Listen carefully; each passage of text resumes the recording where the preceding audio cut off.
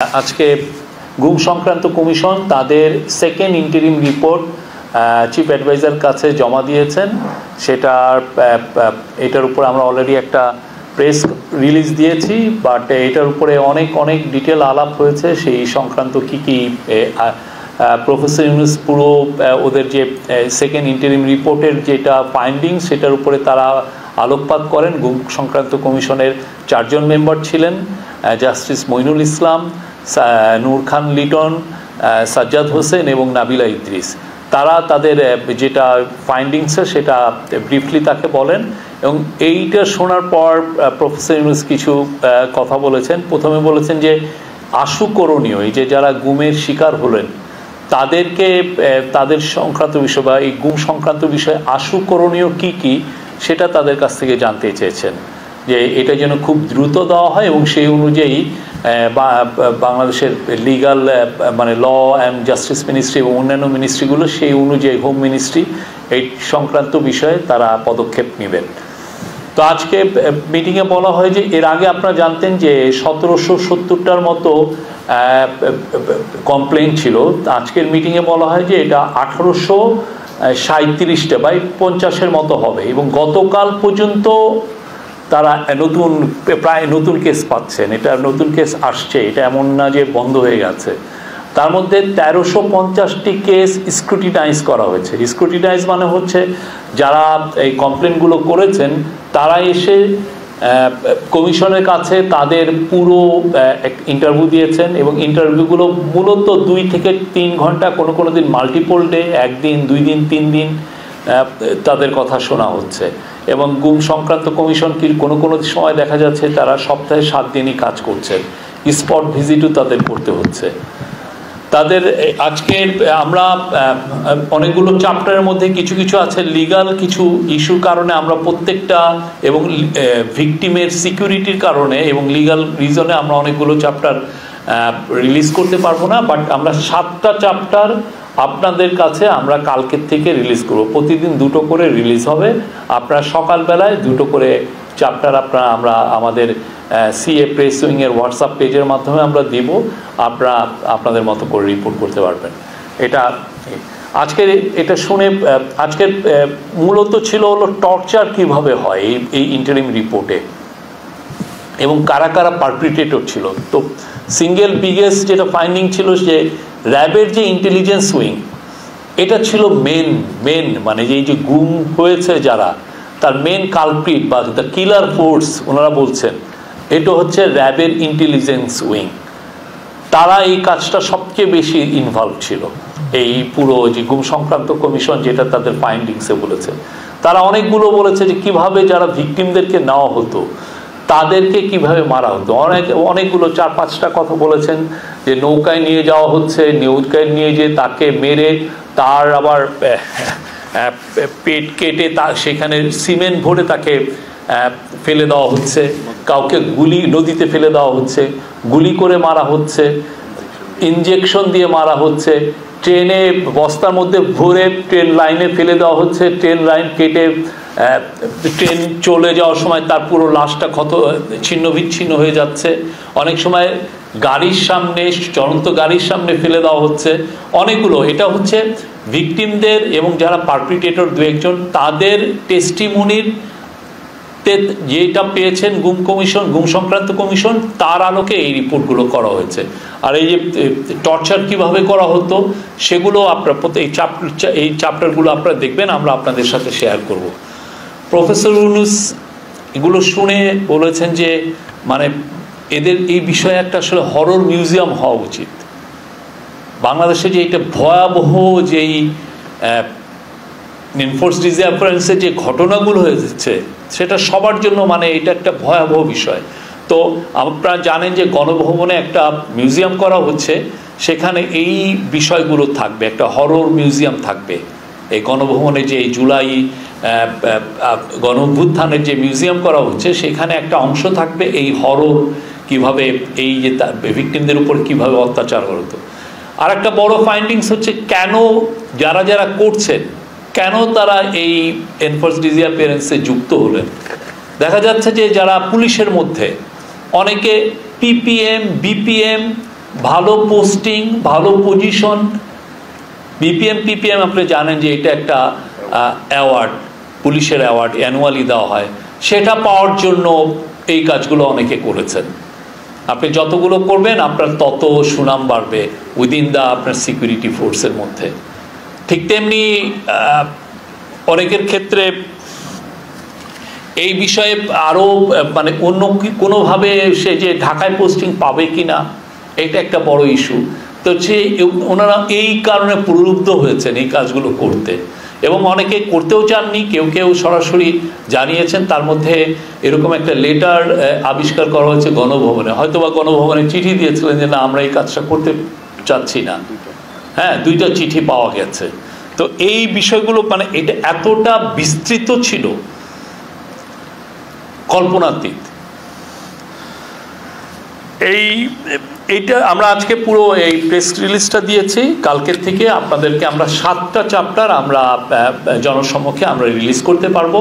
এবং প্রফেসর ইউনূস গুম সংক্রান্ত কমিশনকে বলেছেন তারা যেন তাদের একটা ওয়েবসাইট করে, সেই ওয়েবসাইটে যেগুলো পাবলিশেবল প্রত্যেকটা জিনিসই দেওয়া হবে। আপনারা এখন যখন ওয়েবসাইটটা হয়ে যাবে আপনারা ভিজিট করতে পারবেন, দেখবেন কতটা ভয়ানক রকমের এটার বিস্তার পেয়েছিল।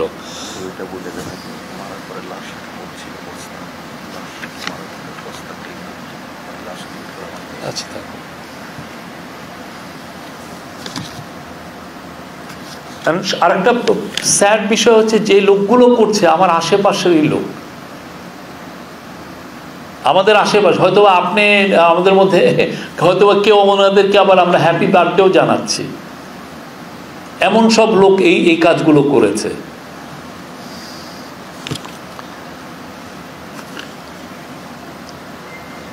আর এই কাজগুলো অব্যাহত থাকবে। এই ট্রুথ প্রফেসর ইউনূস বলেছেন, সবাইকে বলেছেন যে এই ট্রুথটা সবাইকে জানাতে, কি ঘটনাগুলো ঘটেছে এটা বাংলাদেশের সবার জন্য জানা উচিত।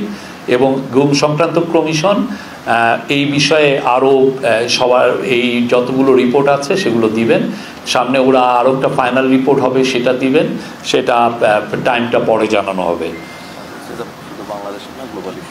আর স্যার বলেছেন এটা বাংলাদেশের বিষয় না, এটা গ্লোবাল ইস্যু, বিকজ গ্লোবাল অনেকেই এটা হিউম্যান রাইটস গ্রুপগুলো জানতে চায়, পৃথিবীর মানুষ জানতে চায় যে শেখ হাসিনার আমলে আসলে কি হয়েছিল, এটা তো সবাই জানতে চায়। অনেকে তো এই গল্পগুলো অনেকটাই জানেন, কিন্তু আরও বিস্তৃতভাবে জানার জন্য এটা একটা পৃথিবীর সবাইকে জানানো উচিত।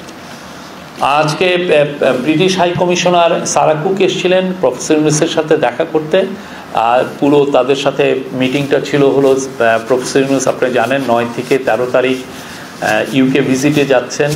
সেখানে the king Charles the third harmony award উনি পাবেন, এটা খুবই প্রেস্টিজিয়াস একটা অ্যাওয়ার্ড, সেখানে উনি পাবেন। এবং আজকে মিটিংয়ে জানানো হয় যে ওই এই অ্যাওয়ার্ডের সময় অ্যাওয়ার্ড সেরিমনির আগেই প্রাইভেট অডিয়েন্স মানে কিংস চার্লসের সাথে আমাদের চিফ অ্যাডভাইজার একটা মিটিং হবে। আর এছাড়া অন্যান্য যেগুলো সরকারি যেগুলো মিটিং, যেগুলো ইম্পর্টেন্ট সিনিয়র অফিসিয়ালদের সাথে সেই মিটিংগুলো হবে। এটা আমরা বিস্তৃত আরও সামনে এই বিষয়গুলো জানাতে পারবো। সেই বিষয়ে অনেকগুলো বিষয়ই থাকবে বাংলাদেশের থেকে, আমরা যেগুলো ইম্পর্টেন্ট ইস্যু সবগুলোই তোলা হবে এই মিটিংগুলোতে। আমাদের প্রফেসর ইউনূসের সাথে এখানে 2জন ইম্পর্টেন্ট মেম্বার এই ট্যুরে থাকবেন হচ্ছে সেন্ট্রাল ব্যাংকের গভর্নর আহসান মনসুর এবং অ্যান্টি করাপশন কমিশনের চেয়ারম্যান আব্দুল মোমেন। এই ছিল আজকের। আর আমাদের ডেপুটি প্রেস সেক্রেটারি আর একটা বিষয় নিয়ে কথা বলবেন।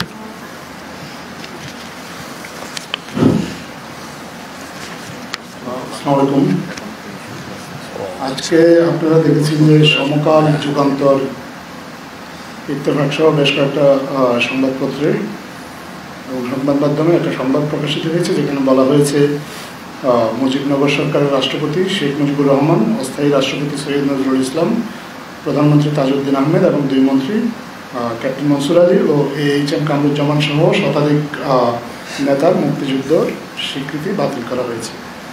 এই খবরটি সম্পূর্ণ মিথ্যা, ভুয়া, ভিত্তিহীন এবং বিভ্রান্তিকর।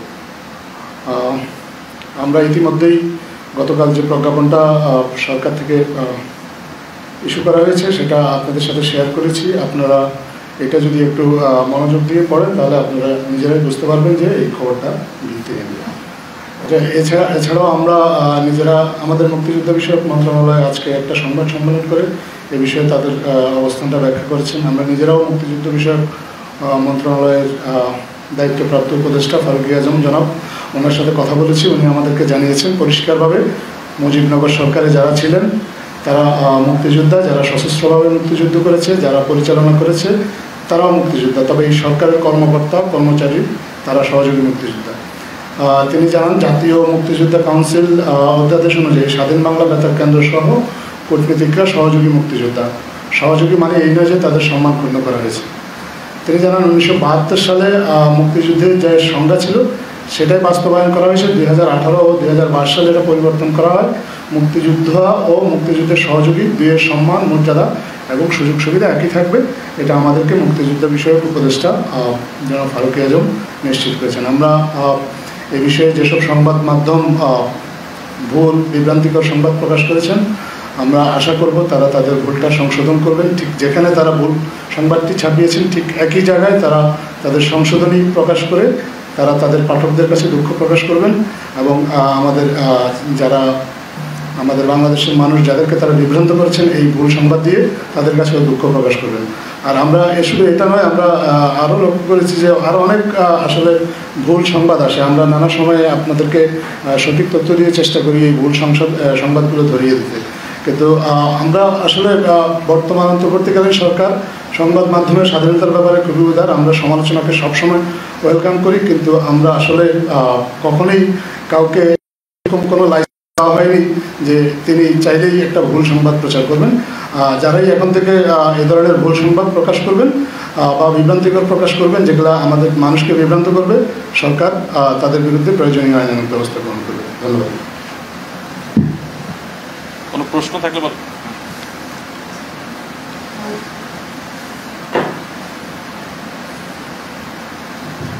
আমি মুজাহিদ শুভ, স্পেশাল করেসপন্ডেন্ট একটা বিষয়। আমি জানতে চাই যে যতগুলো অভিযোগ জমা পড়েছে বা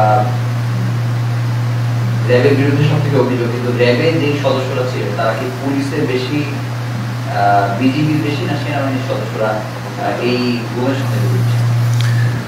এটা রিপোর্টগুলো তো হচ্ছে, আপনি যখন ফাইনাল রিপোর্ট আসবে সেগুলো এই পুরো বিষয়গুলোই থাকবে, অনেক বিষয়গুলোই থাকবে। আর আরেকটা বিষয় বলা হয়নি, এখনো পর্যন্ত মিসিং আছে 300+, এখনো মিসিং। আমি জানতে চাচ্ছিলাম যে এই যে যারা গুম হয়েছে বা গুম করা হয়েছিল তাদেরকে খুঁজে বের করতে বা তারা আসলে জীবিতরা মৃত, এই সন্ধানটা কিন্তু যারা গুম নিয়ে কাজ করেছে, বিশেষ করে মায়ের থেকে শুরু করে বিভিন্ন সংগঠন, তারা চাচ্ছিলেন জানতে ওই সরকারের কাছে একটা এক্সপেকটেশন ছিল, তো তাদেরকে খুঁজে বের করতে বা তাদের স্ট্যাটাস জানতে এবং মৃত না জীবিত আরো সরকার কি ব্যবস্থা নিচ্ছে? গুম সংক্রান্ত কমিশনের একটা বড় একটা দায়িত্ব, ওনারা কিন্তু এটা সুচারুভাবে সম্পূর্ণ করছেন। তারা যেটা করছেন যে যারা ভিকটিম হয়েছেন তাদের কাছ থেকে জানছেন যে কিভাবে তাদেরকে গুম করা হয়েছে, কোথায় রাখা হয়েছে, কিভাবে তাদেরকে টর্চার করা হয়েছে, কারা এই টর্চারে ইনভলভ। তো সেই সূত্র ধরে যারা যারা টর্চারে ইনভলভ ছিল তাদের অনেক, যারা পারপিটেটর ছিল তাদেরকেও অনেককে সামন করে তাদেরকে ইন্টারভিউ নেওয়া হচ্ছে, যাদেরকে বা এই পুরো ফোর্সগুলোর সাথে কথা বলে ইন্টারভিউ নেওয়া হচ্ছে। মূল উদ্দেশ্য হলো কি, যেই মিসিং হন না কেন কোথায় রাখা হয়েছে। অলরেডি দেখেছেন যে আয়নাঘরগুলো বের হয়ে আসছে, কিন্তু কথা হচ্ছে যে যারা মিসিং হয়েছেন 300 জন, তারা কোথায় আছেন, তারা কি জীবিত আছেন না মৃত হয়েছেন।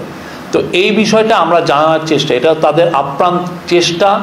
আজকে চিফ অ্যাডভাইজার আবারও বলেছেন যে এটা আমাদেরকে জানতে হবে, এরা আমাদের ভাই, আমাদের বোন, এরা কোথায় গেল, এই জিনিসটা এদের যে করে হোক এটা আমাদেরকে সন্ধান করতে